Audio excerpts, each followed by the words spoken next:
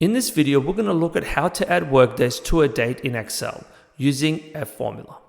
In this example, we have the dates to which we want to add the workdays in column B and the associated workdays that we want to add to each date in column C. For a more accurate result, we also have a list of public holiday dates in column F, which are going to be used in our formula. To add these workdays to a date, we're going to use a workday function. So let's go ahead and enter the formula into cell D3.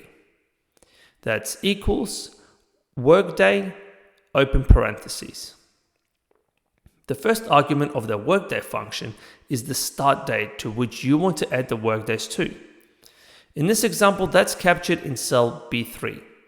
So let's go ahead and select this cell followed by a comma. The second argument is the number of workdays that you want to add to a date. In this example, that's captured in cell C3. So let's go ahead and select this cell followed by another comma.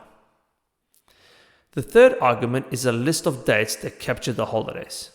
This argument is optional, however, for a more accurate result, you should have this list. In this example, we captured these holiday dates in range F3 to F12. So let's go ahead and select this range, and we'll also change this range to an absolute reference, meaning that this range will remain fixed. Let's complete the formula with the closing parentheses and press the Enter key. And that's it. The formula now returns the updated date which has added the working days to it. We can now drag the formula down for all the dates and the work days to add onto the date and see the results.